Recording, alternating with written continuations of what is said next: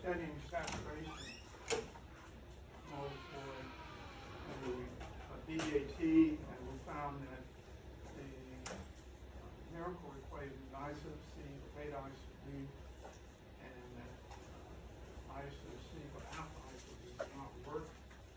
So we're looking for a different method to solve problems like that. So we have a formula here for the DCE collector voltage between the collector and emitter of the transistor, and that DC is equal to the base emitter voltage minus the base collector voltage. That's just the collector voltage minus the emitter voltage in that term. And the term that we came up with is this DC sat. In the transition saturation, we can use this approximation. The DC sat can vary from 0.1 to 0.2 to 0.3. Depends on the manufacturer what they're actually specifying. So if a number is given in the problem, you basically just use that number for DC sat, and it'll usually be attached to the BJT. So we can solve base emitter voltage. We can assume around 0.7, and we have a number of DC sat, which is 0.2. So our circuit here with the 5 volts on the base of the transistor, and then instead of assuming active mode, because we found a contradiction, assume saturation mode. So we solve it as though it basically is in active mode. So the emitter voltage is 5 volts minus 0.7, 4.3 volts. The emitter current is 4.3 volts over 3.3K, 1.3 milliampere, and assuming active mode, I sub C is equal to I sub B, 1.3 milliamp, and then we calculate collector voltage. It's the battery, which is the 10-volt battery minus IC RC, and that comes out to 3.89 volts. And now we test for the active mode. Is the collector voltage greater than the base voltage? And it turns out here the collector is 3.89, the base is 5 volts. The collector base is now forward bias because it's less than 0, minus 1.89. And now we can use our DC sat term to solve for the 0 voltage on the collector. So we just assume it's the emitter voltage plus the sat, which is 4.5 volts. And then we solve for I sub C, which is the voltage drop across the collector resistor divided by the collector resistor RC, 4.7K and 1.17 milliampere. And then the base current, we can use KCL. Base current is emitter current minus the collector current, which is 0.13 milliampere. Usually because the base current is a high number, basically that's kind of the sign the circuit is basically not active in the active mode. So this guessing on the base voltage, another method here is to find the exact voltage on the base where the transistor moves from active mode to saturation. So we can ask what's the largest base voltage that will keep the transistor in the active mode. And the guessing it started with the highest number we used was 5 volts, and then we used a couple of voltages larger than that. So if we ask what's the largest base voltage, we can come up with a formula so that we can reduce the amount of guessing for this circuit. So the borderline between active mode and saturation mode, and this is what we're trying to find here.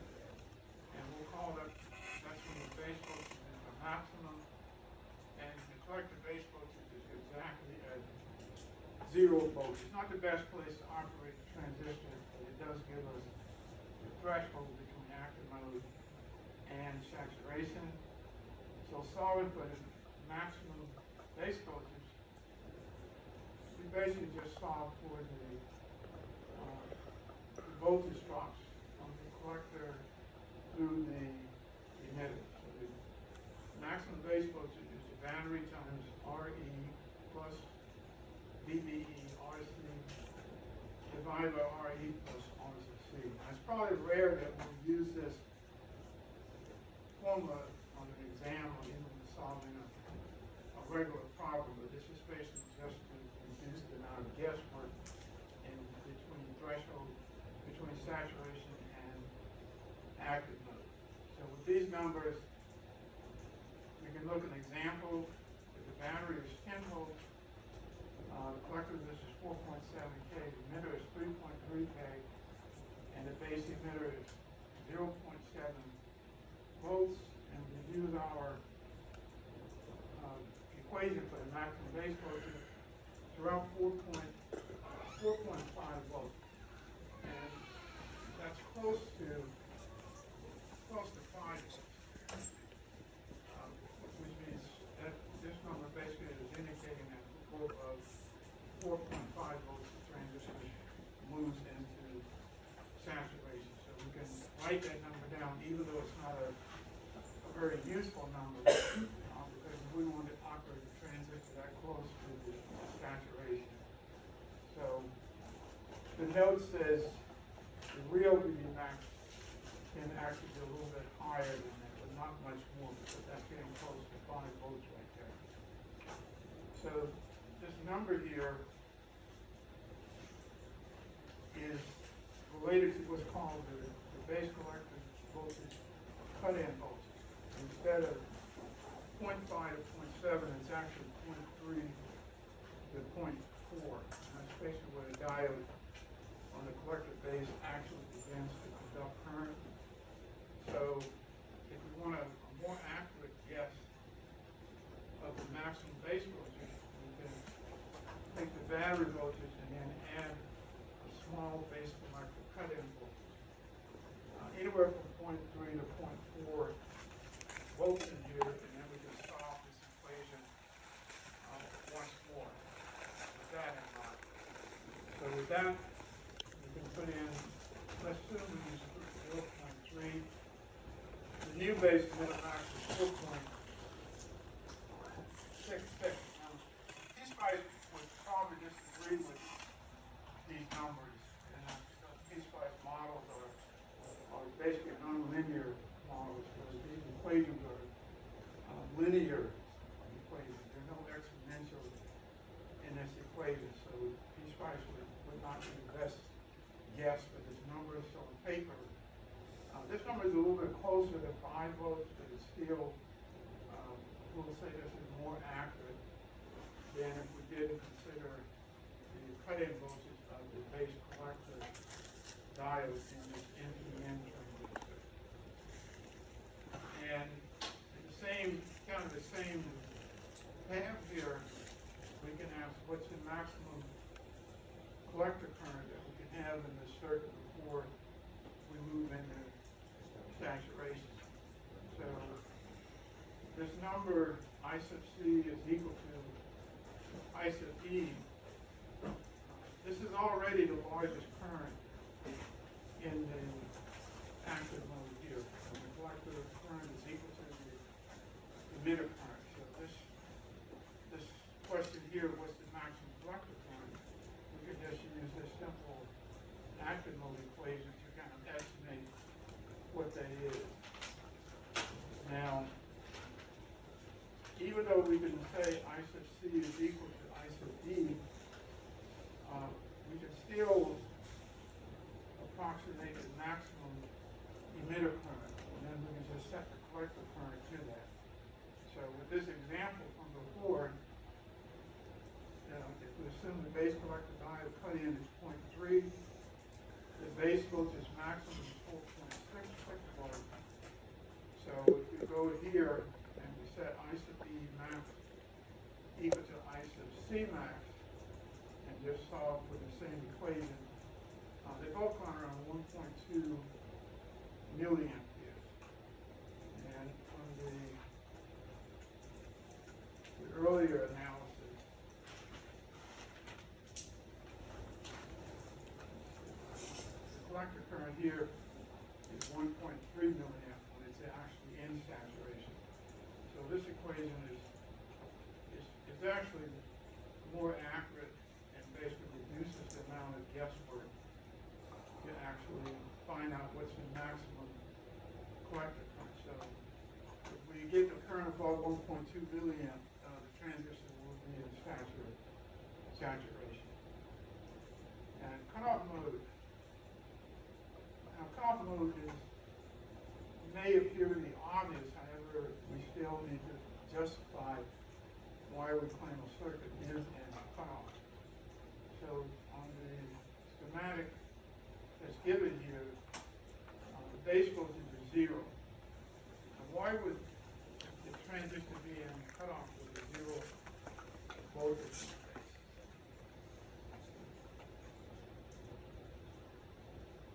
Now we have to assume cutoff's active or saturated. And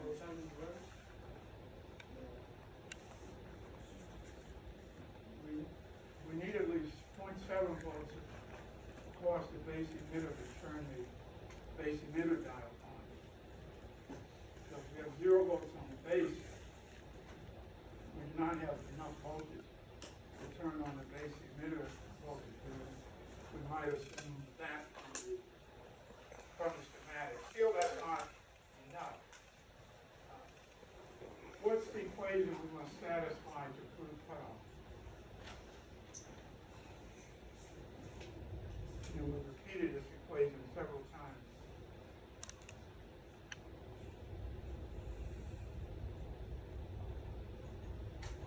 It's the KCL equation. So in cutoff, we still have to have that equation hold. So we have to come up with a proof that the transistor is actually working properly with that.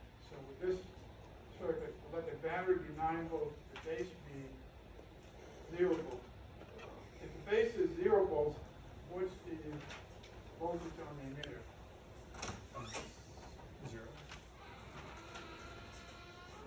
If it's in the active mode.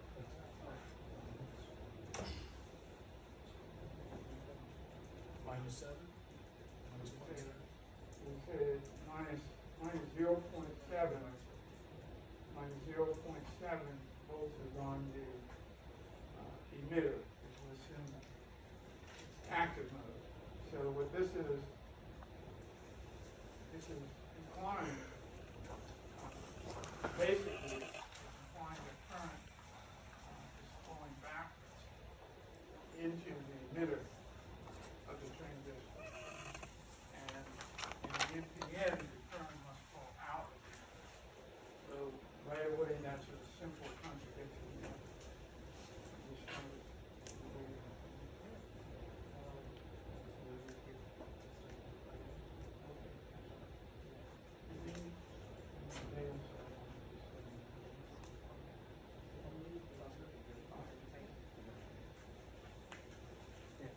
Just drop me an email after the class. All right? So there's kind of an analysis there. However, that still doesn't satisfy what we need to find. So we need to find all the currents and the voltages if we're going to assume active mode. So we try the active mode assumption. If the base is 0 volts, the emitter is minus 0.7 volts. And that applies the emitter current is minus 0.7 milliampere. So current is flowing backwards in the emitter. And that's a contradiction to the active. Now we can still assume saturation mode at this point. But instead of, if it's not in active mode, most likely, just kind of the way the circuit is configured, the best is now to try cutoff mode. So we assume cutoff mode equation that must be true. Iso base current, emitter current, and collector current all equal to 0. And the transistor becomes an open circuit. There's no current flow in the base emitter or the collector. Therefore, an emitter must be equal to 0 volts. Now, why is the collector at 9 volts? In cutoff.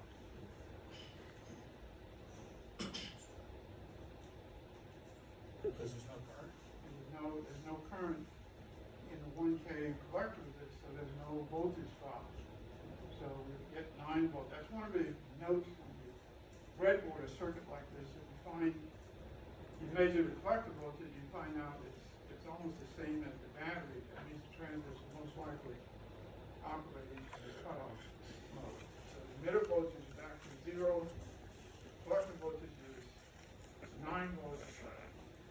And the transistor is indeed in cutoff. So this equation is satisfied. Now PNP transistor, this is actually similar to the first problem in your homework 2 or something.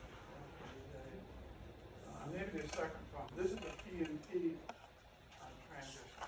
So the question is which mode is this transistor operating in? So we can, from the schematic, it's a 10.7 volts on the collector with a 10K resistor and a minus 10.7 on the emitter, and then on the collector there's another 10K to a minus 10.7. The base voltage is 0. So this transistor is in the active mode. What is the emitter voltage? And there's no calculation for it.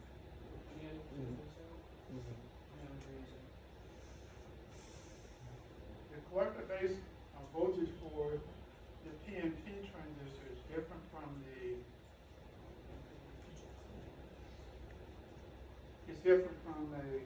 NPN. So if this PNP is working in active mode, the base emitter has to be forward. In the forward bias, it has to be forward biased. So in order to be forward biased, the emitter has to be at 0.7 volts. And that will bias the emitter base properly. So assuming beta is large, then we can get a 0.7 volt drop across the base emitter. And the question is the difference between NPN and PNP transistors in the active mode. For both NPN and PNP, the base emitter junction is forward biased, and the base collector junction is reverse biased. So that rule is holds. However, the current direction in a PNP are the opposite for compared to NPN. In a PNP, the current flows into the emitter here and out of the collector. And also the current flows in. So you have the KCL equation to set up the circuit. So a PN junction is forward biased if the P side is large, voltage is larger than the inside voltage. That's the same as a diode. It's not just transistors. So for NPN BJT, the base is P-type and emitter is N-type. So for NPN, considering this just a diode, we're going to have 0.7 volts across it. We realize the base is P, so that's the anode, and the emitter is the cathode. So we have that. For NPN, the base voltage must be greater or larger than the emitter voltage. In both drop the constant base to the emitter. Now we'll go to a PNP transistor. The base is now N-type, and emitter is P-type. So what happens is the diode gets flipped. So the base emitter junction, to be forward biased, in PNP, the base voltage must be lower than the emitter voltage. So over here where we have 0, and this is 0.7, the base voltage must be lower than the emitter voltage. So that satisfies the active mode for this PNP transistor. For the base collector junction, which has to be reverse biased in PNP, because the collector is a P-type. Right here, it acts as the anode of a diode. The base voltage must be larger than the collector voltage, and that's the direct opposite of the NPN transistor. Base voltage 0 volts must be larger than the collector voltage. So, what's the polarity of the collector voltage here?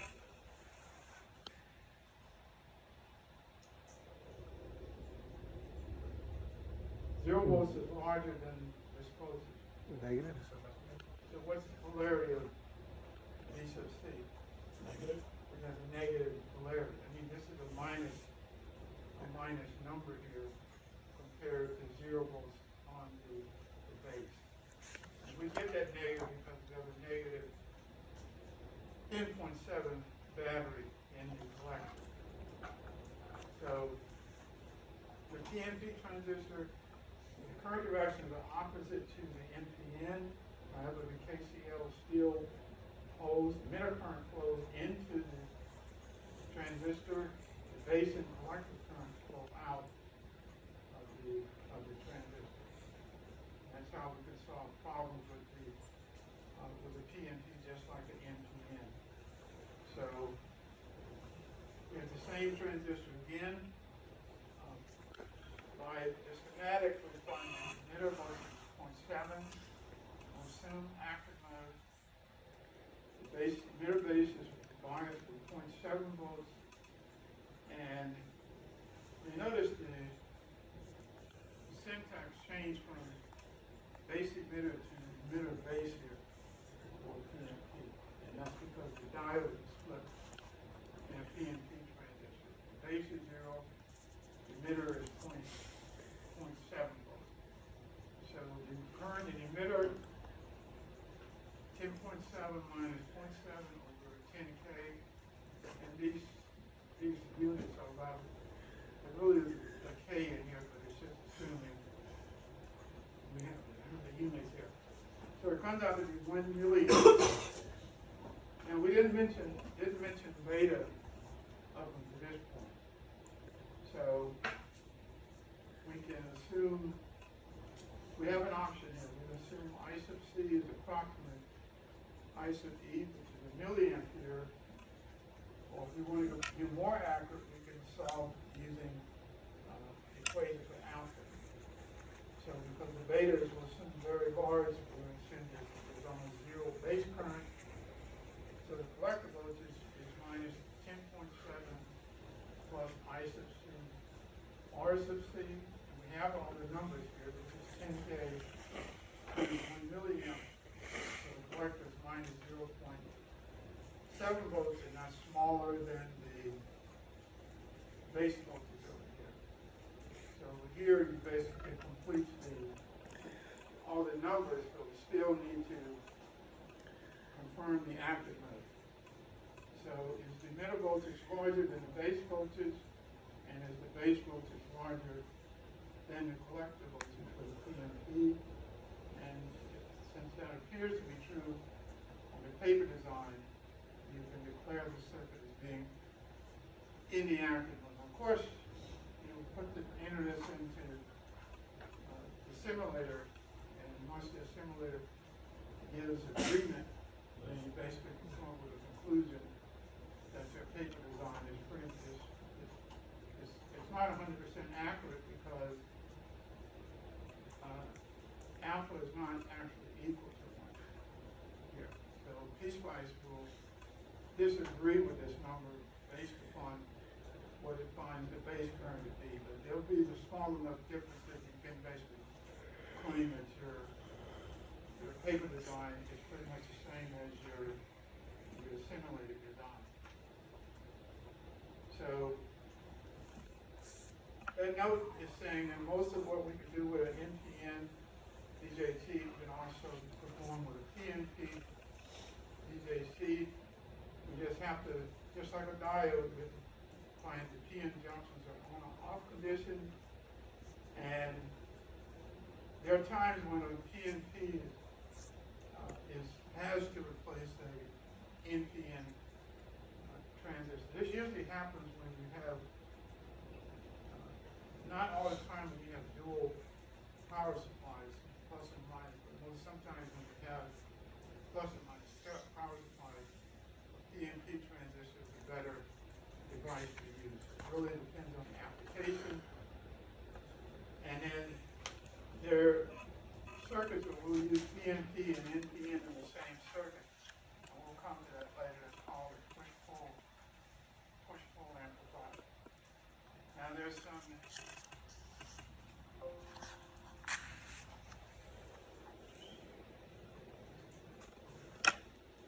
practice examples here.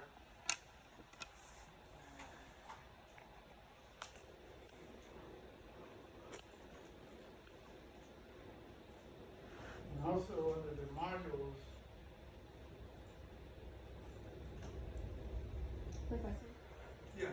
I have a question. So regarding the final exam, is it from what we're learning after the midterm to the final exam, or is it everything from the course?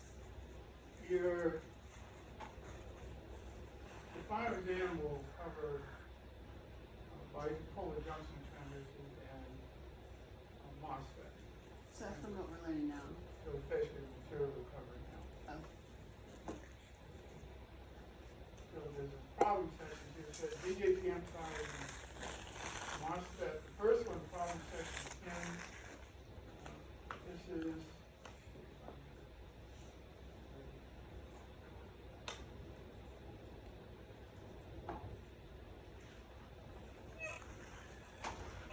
a version of this from Dr. Roth, and it's mostly paper design or paper analysis. We can basically start going over some of this material. And it turns out with these problems, you first want to have a strategy for how you're going to solve the problem. Like this first looks different from the circuit we've been covering, what it's using. And it has an NPN transistor. It has a current source. Instead of a resistor in the collector, it has a current source. Instead of a milliamp, and then an emitter, instead of a resistor, it also has an actual current source, 1.2 milliamperes. There's a battery 10 volts, and then a battery minus 10 volts on the emitter, and then the base here is connected through an RB transistor, and the resistor 10K to ground. So beta is given 100 VC stack at 0.1. Early voltage is infinite, and then the base emitter that's on is 0.7. So it says find the transistor mode of conduction, find its no voltages and its currents, and then it kind of explains briefly the results. Always justify quantitatively your assumptions about the transistor's mode of operation. So on this just the schematic, what suggests the mode of operation? Is it cutoff, saturation, or active? You haven't done any calculations yet. You're basically studying the schematic to kind of guess at what's the and then you'll decide which one of those to follow. Right. Cut off. Which one? Cut off. Now, cutoff, all the currents have to be zero. And this book is saying that you actually have a milliamp in the collector and 1.2 milliamp in the emitter. So that kind of rules out cutoff. And you might say perhaps active mode. We notice that the emitter current is 1.2 milliamperes. So that means there's 0.2 milliamp of base current. And that's a fairly large base current. The beta of 100 right here. So you can actually calculate ISO V beta of 100 here. So this emitter current is too large for the collector. We could also say I sub C is not equal to I sub E. I sub E is much larger than I sub C. That kind of goes away from active mode. So we rule out cutoff. Most likely the circuit is moving towards saturation because the emitter current is so large here. And I sub E does not equal to I sub C. So with the counter guessing, we can go and try to solve the circuit more active. And at the top here, we notice ISO 1, that's the emitter collector current, is not equal to the emitter current. It cannot be in the active mode. That's kind of an early conclusion here. And this is basically because the emitter current is much larger than the collector current. So ruling out active mode and cutoff, we can assume saturation. The base current we can solve using KCL. I sub E minus I sub C is 0.2 milliamp. The base voltage, because the base resistor is tied to ground, is basically minus R sub V times I sub E, 0.2 milliamp times 10K minus 2 volts. Emitter voltage is the base voltage minus 0.7, so there's minus 2 volts minus 0.7 minus 2.7. And then the collector voltage is the emitter voltage plus VCE stat. And VCE stat is given as 0.1, so the collector voltage is minus 2.7 plus 0.1, which is minus 2.6. And now, there's no justification for cutoff or active mode. And you could go through the numbers and say you justify there's no contradiction to the saturation, but you still go ahead and check. The base voltage is minus 2. The emitter is minus 2.7, so the base emitter is forward biased. The collector voltage is minus 2.6. And then the base voltage is minus 2. The collector voltage is greater. Is the collector voltage greater or less than the base voltage? Less.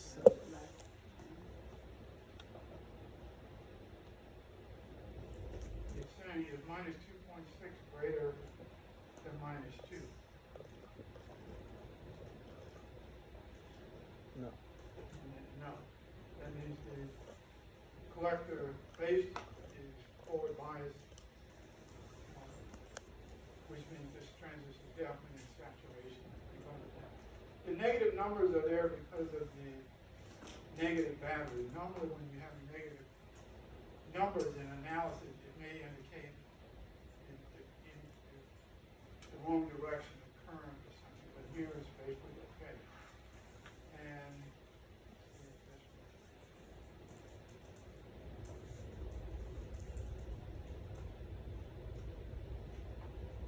once you've gone through several of these, you basically kind of go pick up the type of procedure to start with.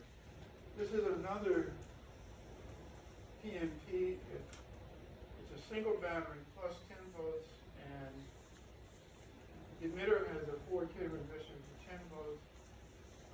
The collector has a 2K resistor for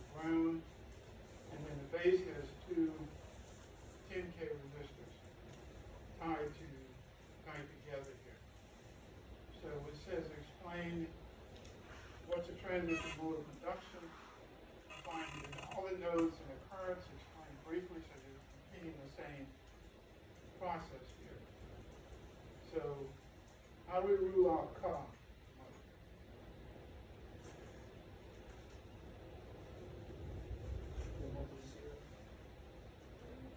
Well, cutoff, all the currents have to be 0.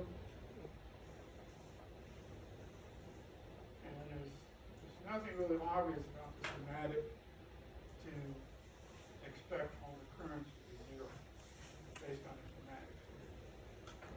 We don't rule out cutoff mode, but we just say there's nothing obvious from the schematic that indicates cutoff. So our next is active mode. Now, what's the simplest way to check active mode? Well, we want to check we would find out if the base emitter is forward biased. So how do we get the base voltage here?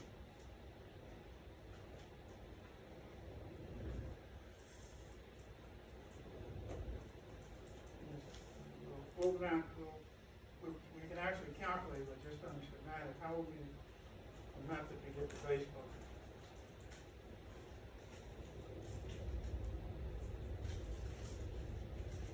What can we assume in active mode? What can we assume the difference between I sub C and I sub E is? What is ounce? What do you want alpha to be in the circuit? You want alpha to be 1. So if alpha is 1, the base current is 0. So what's the voltage on this between these two 10K resistors? It becomes a voltage divider. So what's the voltage here?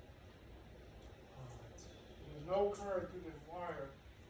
What's the voltage here? It's 10 volts and then two 10K resistors. These are basically parallel to each other. Not really parallel. So it's 10K divided by 10K plus 10K times 10 volts is what? 5 volts. Half of the power supply. So if we have 5 volts on the base, what's the emitter voltage?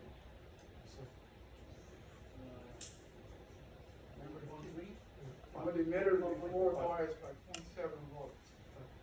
Okay, for PNP, it's just 5 on the base. You go up on 0.7, so the emitter is 5.7.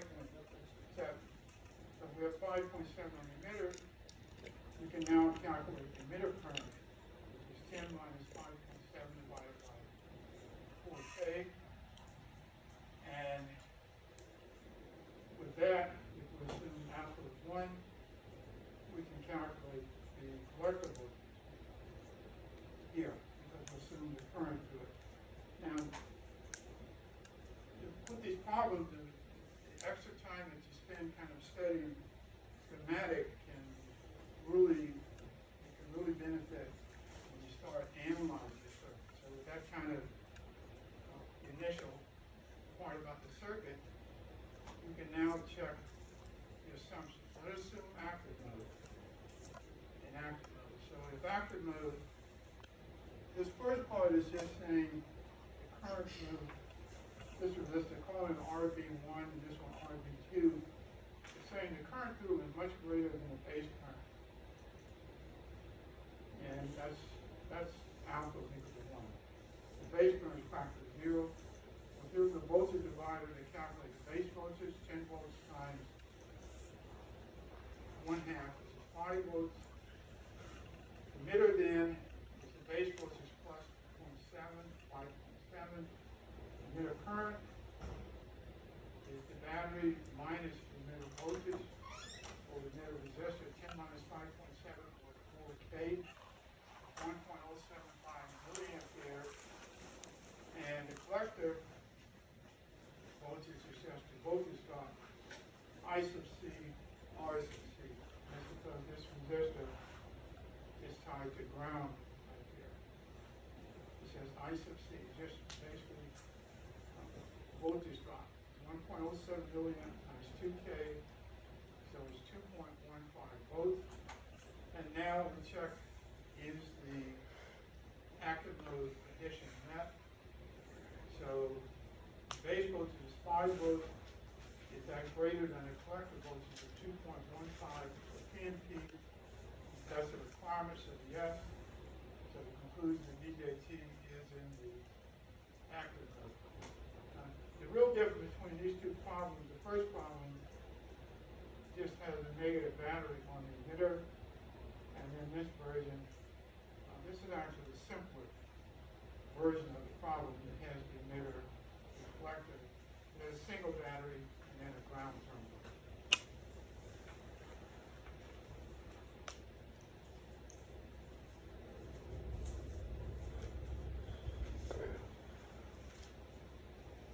And the next part of this just calculates there was an assumption here that indicated the current through the RB1 and RB2 was much greater than the base current, and then the author then calculates the real base current, which is IC over beta, 0.01 milliamp, and then the current through RB1 and RB2 is 0.5 milliamp. So that justifies the assumption that the author was making. This is part of it's not necessary to complete the problem because the assumption, if the author had not just said alpha is equal to 1, there was probably no need to put this in here. But it's kind of the attention to detail in solving a problem such as that.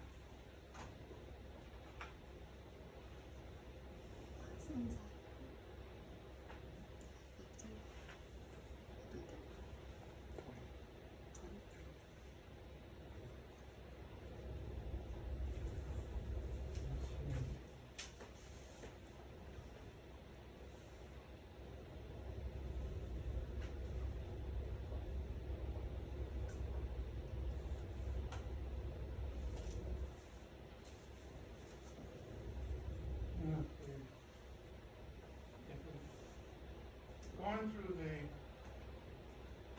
homework assignment, this example is similar to problem 1 in homework 2. It might not be exactly the same, but it is similar. It gives an NPN transistor. The emitter is 2.2K times to minus 3 volts. The collector is 2.2K times to plus 3 volts. And the base voltage is grounded. So what is the emitter voltage here?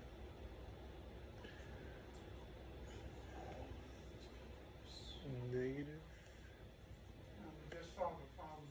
Pretty much identical to this, except it had different batteries on it. So what's the emitter voltage? Minus 0.7. First at the top, when you're writing your report, you assume active mode, and then you write the equations to justify active mode. I sub C is beta I sub B, and I sub C is alpha I sub E. Those are the two equations that have to be justified. So here, the emitter voltage is base voltage 0, minus 0.7, so it's minus 0.7. Now we can calculate the emitter current, and this must be a positive number here, because current must be flowing towards the minus 3 volt battery here. So here's the emitter current, is the emitter voltage minus 3 volts, 2.2K, 1.045 milliampere, and now at the top, because it assumes active mode, I sub C is alpha, I sub E, you can use alpha here, beta over beta plus 1, and then we can use this equation, I sub C equal alpha, I sub E, and here's I sub C, 1.034 milliamperes, and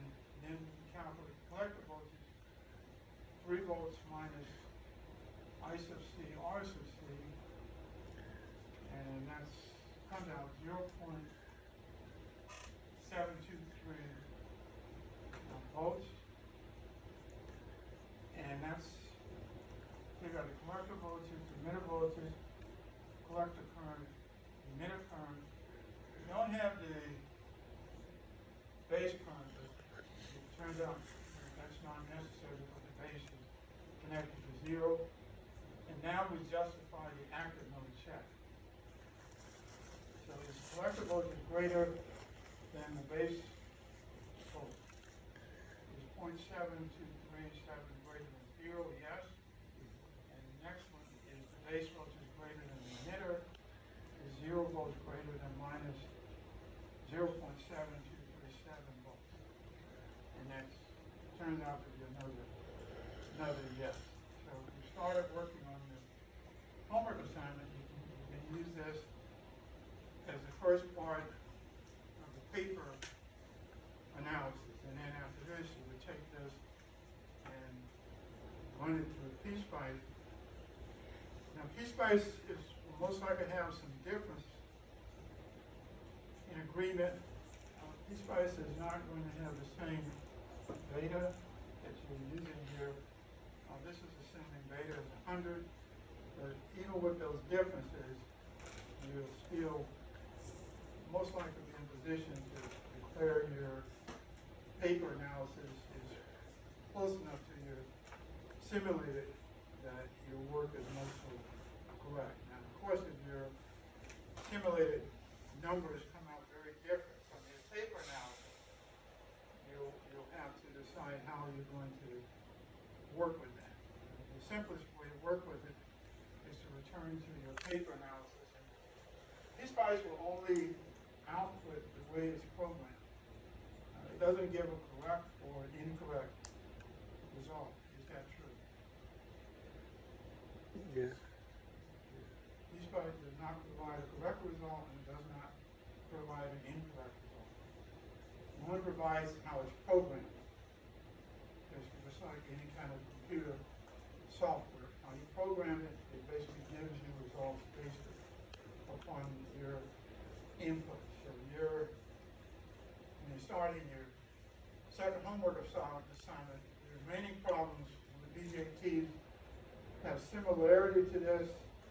At least one or more of them is it goes into saturation, recovered saturation to the point that we should have an idea of how to use the VCE stack.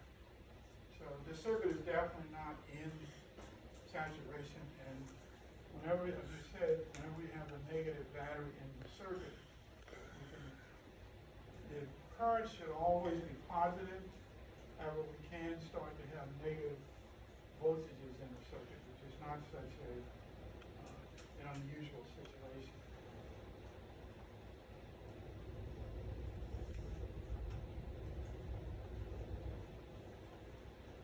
Now these problems here, and again, this is the unit with the DC analysis of these circuits. This is a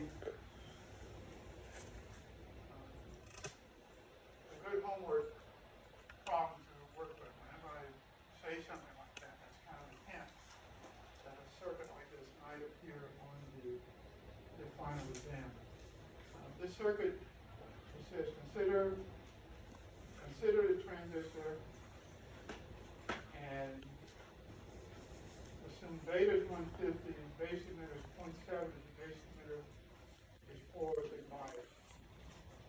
What's the purpose of these two brackets here? Absolute value. What is it implying? Can you use positive? It can be positive or negative. Regardless, it's 0.7. It could be a PNP or an NPN.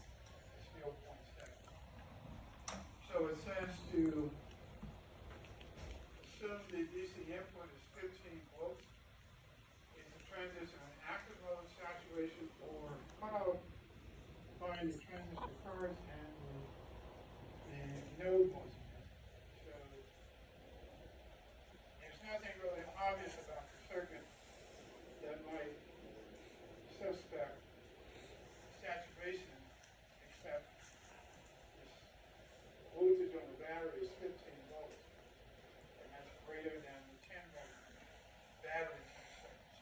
maybe because 15 volts is driving the base there's too much current into the base, which would cause saturation. So that's kind of a guess. There's an equation that we'll be using later. We haven't actually gotten to this equation yet. This is a kind of a quick way to solve for the emitter current if the circuit has all the parameters given. So this design, we use this equation to solve for the emitter current. The emitter current comes out 14.3 milliamps, and as part of your homework, verify what the collector voltage is.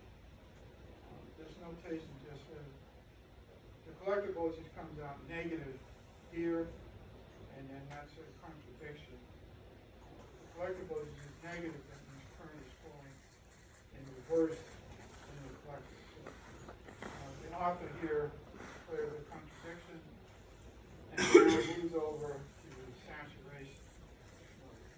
And this, even in DC stat, there was no DC stat given, so the author has assumed DC stat is equal to 0.2. But I say as an exercise, go through the paper analysis that's done here, and then come with how the author concluded that the circuit was actually in saturation. I'll leave that for your work to go over first. And the same circuit here, except the battery voltage is now 0.4 volts on the base right here. And why would that suspect cutoff?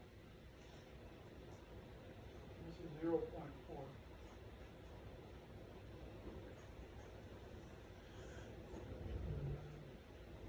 Now, unlike a diode, you don't want to get into proving unnecessary modes in the circuit.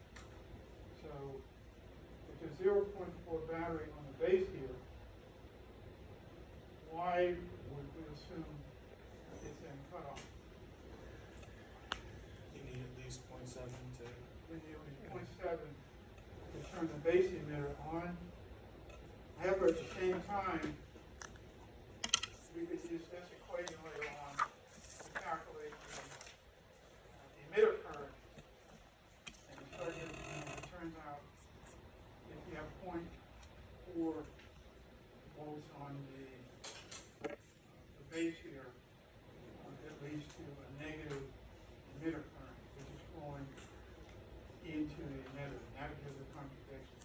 So even a circuit is as straightforward as this, we still have to find a contradiction to the active load. You might say 0.4 is less than 0.7, and that probably puts it in cutoff.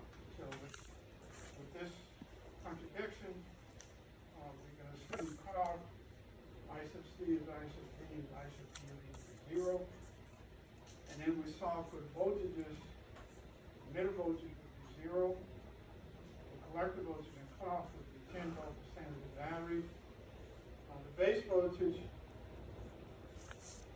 this number here, why is the base voltage equal to 0.4? What was given? There's no current in RB or RCC. So the voltage on this terminal here would be the same as the battery, 0.4. And then the note here, the base emitter voltage, if this device did try to turn on, it would only be 0.4 volts. That's not enough. Now, we've covered something called cut-in voltage. The cut-in of this transistor is 0.5 volts. We'll make our formula sheets later. We do want to put a number in there called cut-in volts. So it's around 0.5 volts. If this had been 0.5,